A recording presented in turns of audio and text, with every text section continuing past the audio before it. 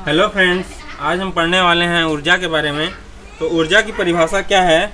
किसी वस्तु के कार्य करने की क्षमता को ऊर्जा कहते हैं। अर्थात जो कार्य है उसी को ऊर्जा कहते हैं। अर्थात कार्य करने की जो क्षमता है उसको ऊर्जा कहते हैं। जैसे एग्जाम्पल के रूप में देखें, एक बांध है, बांध में पानी भरा हुआ है। तो इस पानी को अगर हम खोल दें, इस गेट को खोल दें, तो इस पानी की अपनी स्थिति के कारण जो ऊर्जा इसमें विद्यमान रहती है, यह ऊर्जा कहलाएगी। मतलब कार्य करने की क्षमता। यहाँ से अगर टरबाइन है, यहाँ लगा हुआ है, तो टरबाइन को घुमाने में इसके द्वारा जो कार्य किया जाएगा, तो कार्य करने की जो क्षमता होगी इस बांध के पानी के द्वारा, तो यह ऊर्जा कहलाएगी।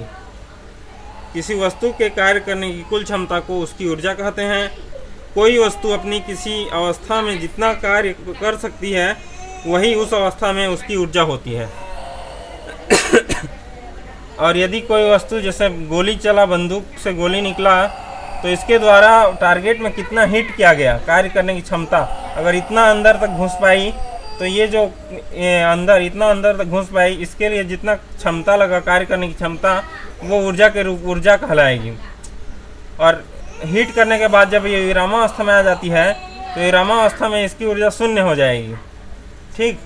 तो किसी स्थिति विशेष में, किसी अवस्था विशेष में जितना कार्य कर सकती है वस्तु, अपनी किसी अवस्था में जितना कार्य कर सकती है, वही उस अवस्था में उसकी ऊर्जा होती है।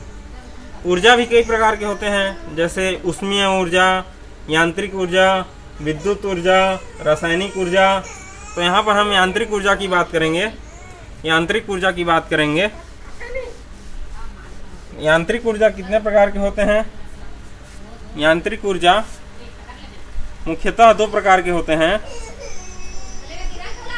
यांत्रिक ऊर्जा दो प्रकार के होते हैं। पहला होता है गतिज ऊर्जा, काइनेटिक एनर्जी, गतिज ऊर्जा, और दूसरा होता है स्थितिज ऊर्जा। ये हो गया काइनेटिक एनर्जी, काइनेटिक एनर्जी, और दूसरा होता है स्थितिज ऊर्जा, स्थितिज ऊर्जा, पोटेंशियल एनर्जी।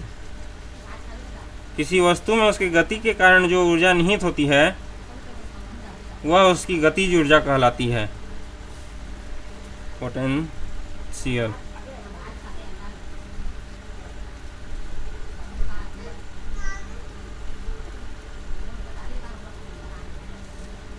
एनर्जी।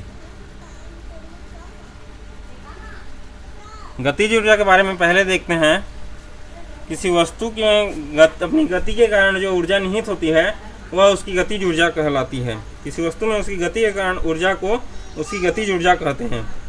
अब गतिज ऊर्जा के लिए दो प्रकार से व्यंजक सिद्ध कर सकते हैं। कार्य के लिए, गतिज ऊर्जा के लिए किया गया कार्य, ये गतिज ऊर्जा कितनी है, मतलब कार्य करने की क्षमता कितनी है, इसको दो तरीके से देख सकते हैं हम। पहले हम सिर्फ गतिज ऊर्जा की बात करें तो पहला कंडीशन में माना कि कोई कण v वेग से गति कर रहा है, तो इस पर v वेग से गति कर रहा है। एग्जाम्पल ले लेते हैं बुलेट का, गोली का। जैसे कोई गोली v वेग से गति कर रही है और ये टारगेट को हिट करती है, टारगेट को हिट करती है, टारगेट को मारती है, तो यह s दूरी तय करके रुक जाती है, क्योंकि टारगेट इसके अपोजिट में वर्क करेगा, f इस डायरेक्शन में लगेगा, और s विस्थापन होगा यहाँ से यहाँ तक, यहाँ पर जाकर गोली रुक जाती है। तो इस स्थिति में कितना कार्य हुआ, कितना कार्य किया गया, अर्थात v वेग से आती हुई गोली ने इस पर विस्थापन s तय किया, तो इसके द्वारा क्या हो गई ऊर्जा, इस बल और विस्थापन के गुणनफल के बराबर कार्य होगा। और गतिज ऊर्जा कैसे मापेंगे? गतिज ऊर्जा क्या है? v वेग से आ रही है कोई वस्तु, तो v वेग से आ रही है, तो इसको रोकने के लिए कितना कार्य करना पड़ा? इसको रोकने के लिए उतना ही कार्य करना पड़ेगा जितना कि इसकी ऊर्जा होगी। तो इसको रोकने के लिए जितना कार्य करना पड़ेगा वह इसकी गतिज ऊर्जा कहलाएगी। ठीक है, मतलब v वेलोसिटी से कोई बुलेट आ रही है, वह टारगेट को हिट करती है, तो टारगेट द्वारा उसको रोकने के लिए जो प्रत्यानयन बल कार्य किया जाता है, प्रत्यानयन बल द्वारा कार्य किया जाता है, वह कार्य इसमें गतिज ऊर्जा के रूप में संचित होगी। दूसरा केस क्या है, माना कोई वस्तु विरामावस्था में है, विरामावस्था में है, तो इसको भी वेग बल फोर्स F लगाकर, फोर्स F लगाने पर इसमें त्वरण A आता है और त्वरण A से इसका वेग हो जाता है v, फाइनल वेलोसिटी होता है v। तो इसको विरामावस्था से गत्यावस्था तक लाने में कितना कार्य किया गया, यह काइनेटिक एनर्जी कहलाएगी, गतिज ऊर्जा कहलाएगी। मतलब विरामावस्था से गत्यावस्था तक लाने में कितना कार्य किया गया, यह उसकी गतिज ऊर्जा कहलाएगी।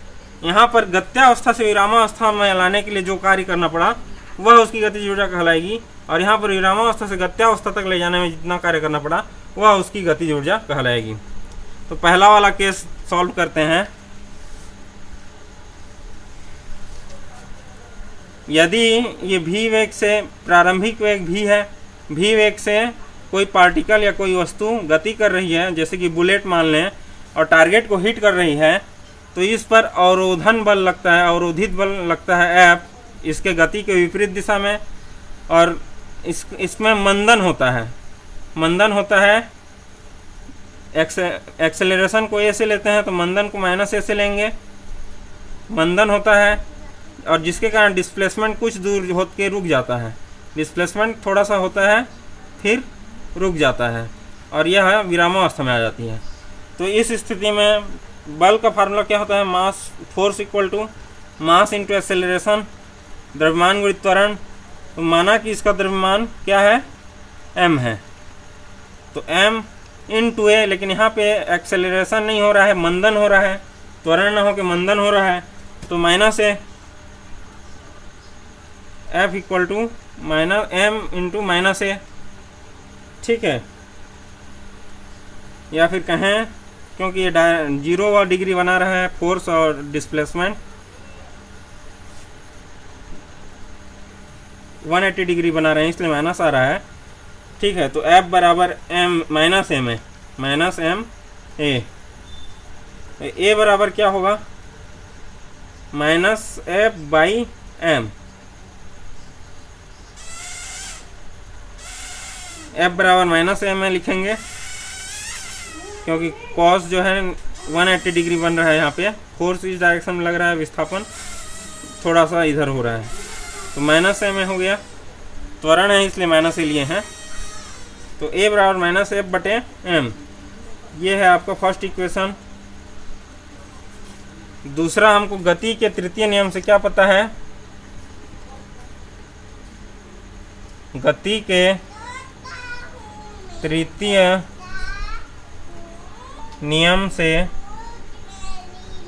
नियम नहीं, गति के तृतीय समीकरण से, गति तृतीय समीकरण से, तृतीय समीकरण क्या होता है, v² equal to u² plus 2as। तो यहाँ पे प्रारंभिक वेलोसिटी कितना है, v है, तो v रहेगा।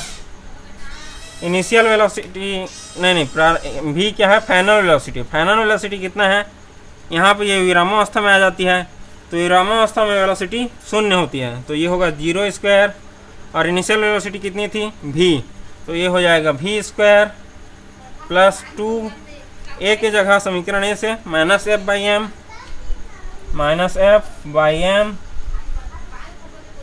और s की जगह s। तो अब ये माइनस में है तो इसको इस तरह ले आते हैं, तो ये हो जाएगा 2Fs/m equal to v², Fs equal to 1/2m v², और F इंटू एस यानी कि फोर्स इंटू डिस्प्लेसमेंट क्या होता है, वर्क, W बराबर 1/2 mv²। तो ये है गतिज ऊर्जा का व्यंजक, कब की स्थिति में, जबकि वह भी वेग से गतिमान हो और किसी टारगेट से टकराता हो और धीरे से विरामावस्था में आ जाता हो। इस स्थिति में इस प्रकार से इसको सिद्ध करेंगे। ओके, अब दूसरा कंडीशन देखते हैं। दूसरा कंडीशन भी इसी तरह से बनेगा, बस उसमें इनिशियल वेलोसिटी और फाइनल वेलोसिटी में अंतर हो जाएगा। तो इसमें मंदन हो रहा था तो उसमें त्वरण होगा। माना कोई पार्टिकल m मास का कोई पार्टिकल विरामावस्था में है, अर्थात वेलोसिटी 0 है इसकी। इस पर फोर्स F लगाने पर इसका विस्थापन होता है इसी डायरेक्शन में। इस पर फोर्स F लगाने पर इसका विस्थापन होता है, मतलब यहाँ से ये इधर जा रही है, डिस्प्लेसमेंट। तो क्योंकि फोर्स लगा रहे हैं तो फोर्स के कारण इसमें डिस्प्लेसमेंट होगा और एक्सेलरेशन होगा, त्वरण होगा। तो ये मान लो फाइनली ये वेलोसिटी ग्रहण कर लेती है v वेलोसिटी से आगे की ओर बढ़ रही है। तो इसके द्वारा किया गया कार्य या इसकी गतिज ऊर्जा कितनी होगी? तो F बराबर m है, क्योंकि फोर्स बराबर मास इंटू एक्सेलरेशन होता है और यहाँ पे त्वरण हो रहा है, उसकी जो वेलोसिटी है वो बढ़ती जा रही है, इसलिए ma पॉजिटिव होगा। यहाँ से a बराबर F बाई m, इक्वेशन 1 दे दें इसको। अब पुनः यहाँ भी गति के तृतीय समीकरण से क्या होगा? v square equal to u square plus 2as। v क्या है? इनिशियल वेलोसिटी है, तो इसमें इनिशियल वेलोसिटी कितनी है? अरे फाइनल वेलोसिटी है v, फाइनल वेलोसिटी है v, फाइनल वेलोसिटी v है, तो इसमें फाइनल वेलोसिटी कितनी है? v ही है, तो ये हो जाएगा v स्क्वायर। इनिशियल वेलोसिटी कितनी है? विरामावस्था में थी, तो ये हो जाएगा 0 स्क्वायर प्लस 2, a की जगह समीकरण 1 से F बटा m और ये हो जाएगा s। यहाँ लिख सकते हैं आप समीकरण 1 से। अब v square equal to 2fs by m, यानी कि ये 2 इधर आएगा तो 1/2 m इधर चला जाएगा, m v square equal to fs यानी कि w। तो इस स्थिति में भी गतिज ऊर्जा का व्यंजक क्या मिला? हाफ mv स्क्वायर, 1/2 mv का वर्ग। तो ये गतिज ऊर्जा के लिए व्यंजक हो गया दोनों कंडीशन में। ओके,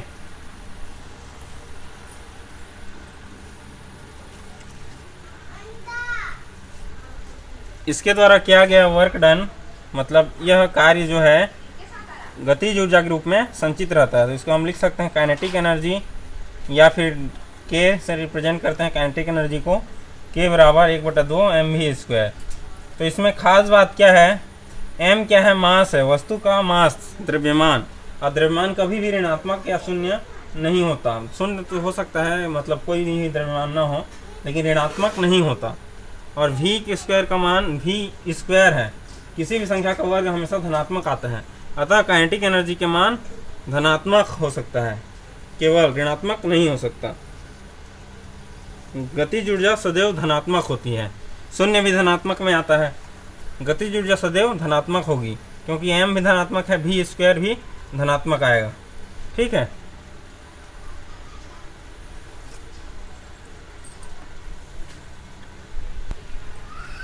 समाकलन विधि से गतिज ऊर्जा के लिए व्यंजक ज्ञात करते हैं। तो समाकलन विधि में भी वही सिचुएशन होगा, बस इसमें समाकलन का इस्तेमाल करेंगे। तो जैसे पहला मेथड, पहली स्थिति देखें। पहली स्थिति में क्या है? कोई वस्तु v वेग से गति कर रही है, कोई वस्तु v वेग से गति कर रही है। एग्जाम्पल के रूप में वही बुलेट लेते हैं। यदि यह टारगेट को हिट कर रही है, तो टारगेट को हिट करने के पश्चात इस पर अवरोधी बल F लगेगा, इस डायरेक्शन में अवरोधी बल F लगेगा। जिसके कारण माना कि इसमें बहुत ही अल्प विस्थापन हुआ, मतलब ये जितना जा सकती थी उससे थोड़ा कम दूरी है। मान लो शुरू के समय में अगर बहुत अल्प समय अंतराल में ये यहाँ से यहाँ तक जा सकती थी, लेकिन इतना दूरी अवरोधी बल होने के कारण नहीं जा पाई, तो ये dx होगा, डिस्प्लेसमेंट, स्मॉल डिस्प्लेसमेंट जो कि बल की दिशा में ही लगेगा। तो यह कुछ दूरी तय करके रुक जाती है, s दूरी तय करके रुक जाती है। और यहाँ पे जो फोर्स है वो गति विरोधी है, तो त्वरण न होकर मंदन होगा। तो ये हो गया बुलेट का मास है m और इसका इनिशियल वेलोसिटी है v वेग से गति कर रहा है। तो इस टारगेट को हिट कर रहा है, तो टारगेट को हिट करने के बाद s दूरी तय टारगेट को हिट करने के बाद क्या है, s दूरी तय करके रुक जाती है। तो यदि इस पर गति विरोधी बल लगेगा, टारगेट में जैसे ही हिट करेगा गति विरोधी बल लगेगा, और वह गति विरोधी बल F है, और इसके कारण स्मॉल डिस्प्लेसमेंट बल की दिशा में dx होगा, स्मॉल डिस्प्लेसमेंट बल की दिशा में dx होगा। तो इस स्थिति में अल्प कार्य क्या होगा, वस्तु द्वारा किया गया अल्प कार्य dw बराबर F into dx, F dot dx। तो F डॉट dx बराबर F dx cos थीटा। और यहाँ पे दोनों बल का डायरेक्शन और विस्थापन का डायरेक्शन दोनों समान है, इसलिए cos 0 हो जाएगा। तो cos 0 यानी कि sin 90 यानी कि 1। तो F डॉट dx dw बराबर F डॉट dx। अब चूंकि गति के द्वितीय नियम से क्या होता है, F बराबर m है, लेकिन यहाँ पे क्या हो रहा है, a के जगह मंदन हो रहा है, तो F equal to m into minus A होगा इंटू dx। तो माइनस m a dx। और a क्या होता है, a बराबर होता है माइनस m, a के जगह होगा dv बाई dt, और ये होगा dx। तो इसको हम लिख सकते हैं dw बराबर minus m dx by dt dv। v क्या है, वेलोसिटी है, और dx बाई dt क्या होता है, वेलोसिटी का फार्मूला होता है, दूरी बटे समय, विस्थापन बटे समय। तो ये हो जाएगा dw बराबर माइनस m v dv। अब टोटल वर्क डन, पूरे यहाँ से यहाँ तक विस्थापन होता है, मतलब इस पूरी तरह से गोली रुक जाती है, टारगेट के अंदर धंस जाती है और विरामावस्था में पहुँच जाती है। तो उसके लिए कितना कार्य करना पड़ेगा, उसके लिए v वेलोसिटी से लेके शून्य वेलोसिटी तक वह कार्य करेगा। v velocity, initial velocity v से शून्य वेलोसिटी विरामावस्था में जाने तक, अर्थात शून्य बल, शून्य वेग तक कार्य करेगा। तो इसका लिमिटेशन क्या होगा, w बराबर इंटीग्रेशन v से 0 माइनस v से 0 dw, यानी कि integration v to 0 minus mv dv, या फिर बराबर माइनस एम बाहर आ जाएगा, integration v to 0 v dv। और v का समाकलन क्या होता है, v का समाकलन क्या होगा, v dv का v to the power 1 plus 1 upon 1 plus 1। क्यों, क्योंकि x to the power n dx का क्या होता है, x to the power n plus 1 upon n plus 1। तो उसी हिसाब से ये हो गया v स्क्वायर बाई 2। तो यहाँ से v dv की जगह लिख देंगे minus m 0 to v minus m v square by 2, और ये इंटीग्रेशन लिमिट लगेगा v से 0। ठीक, इस साइड को हम इस साइड लिख लेते हैं। अब w बराबर क्या होगा, w बराबर पहले अपर लिमिट फिर लोअर लिमिट, माइनस m बाहर, 0 का वर्ग बटे 2 यानी कि 0, माइनस v के जगह v स्क्वायर बटे 2, भी की जगह भी होगा, माइनस माइनस प्लस आ जाएगा, W बराबर mv²/2। ये है total work done by force F। W बराबर काइनेटिक एनर्जी के रूप में संचित होगा ये, तो ये हो जाएगा 1/2 mv²। ठीक, इसी प्रकार से आपको दूसरा वाला केस भी सॉल्व करना है, जब वस्तु विरामावस्था में हो। कर दें उसको भी, ठीक है, उसको भी कर देते हैं। उसको करते नहीं हैं, उसको मैं बता देता हूँ सिंपली क्या करना है।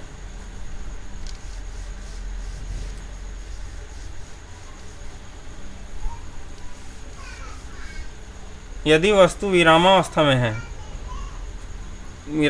है, इस पर फोर्स F लगाएंगे, जिसके कारण इसमें डिस्प्लेसमेंट S होगा, और फोर्स के कारण इस पर त्वरण ये रहेगा, त्वरण से त्वरित होगा, और फाइनली ये v वेलोसिटी प्राप्त करेगा और v वेलोसिटी से मूव करेगा।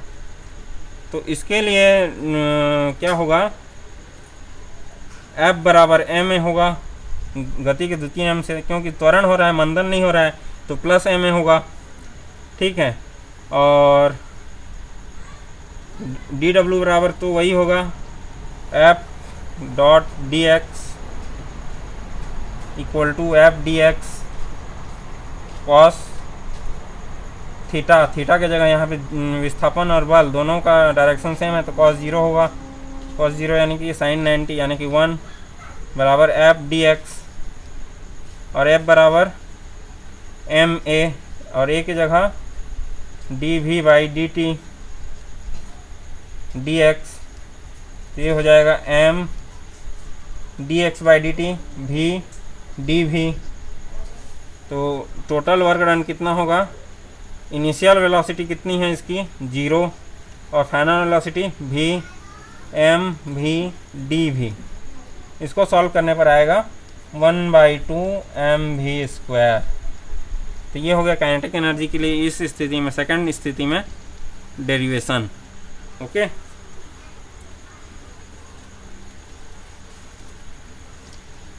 अब हम देखते हैं संवेग और गतिज ऊर्जा में संबंध।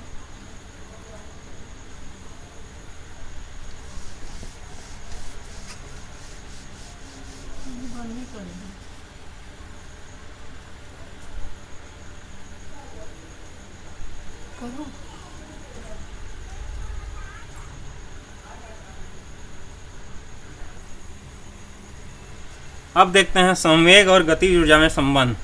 संवेग बराबर क्या होता है, संवेग को P से डिनोट करते हैं, मोमेंटम। संवेग बराबर होता है द्रव्यमान गुणित वेग, P बराबर mv। तो P बराबर mv हो, P बराबर mv, तो v बराबर क्या होगा, P/m, v बराबर P/m। और गतिज ऊर्जा क्या होती है, चूँकि काइनेटिक एनर्जी या फिर K बराबर 1/2 mv², तो ये क्या हो जाएगा 1/2 m, v के जगह P/m का स्क्वायर, बराबर क्या हो आएगा 1/2, यहाँ पर m² है और ये सिर्फ m है, तो एक m कट जाएगा, तो ये हो जाएगा P²/m। तो P² बराबर क्या होगा, P² बराबर 2mk, P बराबर √2mk। ये है काइनेटिक एनर्जी और संवेग में संबंध, गतिज ऊर्जा और मोमेंटम में संबंध,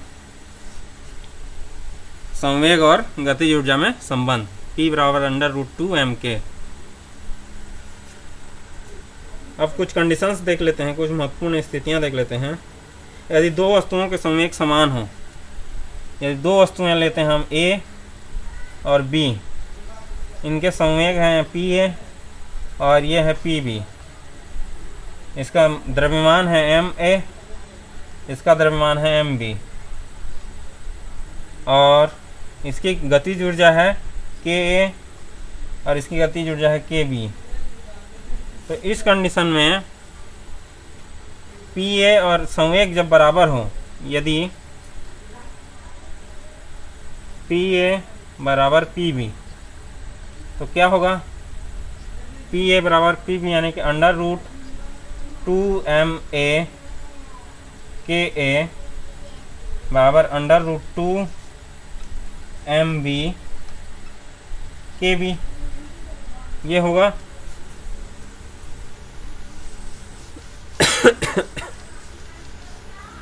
दोनों से अंडर रूट कट जाएगा, तो MA KA बराबर MB KB होगा, यानी कि KA बटा KE, KA बटा KB इक्वल टू MB बटा MA। और यदि PA बराबर PB हो और MA, A वस्तु का द्रव्यमान छोटा हो, A वस्तु का द्रव्यमान छोटा हो B वस्तु के द्रव्यमान से, MA is less than MB, तो B वस्तु की गतिज ऊर्जा कम होगी A वस्तु की गतिज ऊर्जा से, अर्थात A वस्तु की गतिज ऊर्जा अधिक होगी। और अगर A वस्तु की द्रव्यमान कम है B वस्तु से, तो B वस्तु की गतिज ऊर्जा कम होगी A वस्तु की गतिज ऊर्जा से। ठीक, ये एक कंडीशन हो गया। दूसरे कंडीशन में हम क्या देखते हैं? यदि उनकी गतिज ऊर्जाएं समान हो, ये तो हो गया। अब दूसरा कंडीशन में देखते हैं, यदि गतिज ऊर्जा समान हो, K बराबर KB हो, ये बराबर हो, ठीक है, तो PA बराबर क्या होगा? √2MA K बराबर KB, K बराबर KB equal to K, √2MA K, PB बराबर √2MB K। PA by PB कर दें तो PA बाई PB √2 कट जाएगा और √K कट जाएगा, क्या बचेगा? √MA by MB। तो अब यदि MA is less than MB,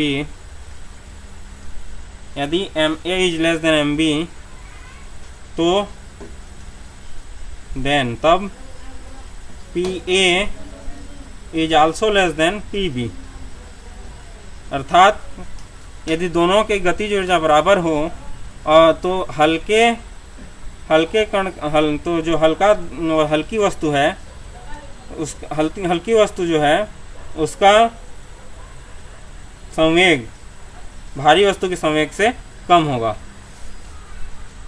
दो वस्तुओं की गतिज ऊर्जाएं समान होने पर हल्की वस्तु का संवेग भारी वस्तु के संवेग से कम होता है। ठीक, समझ में आ गया? ओके, तो यहाँ तक आज के लिए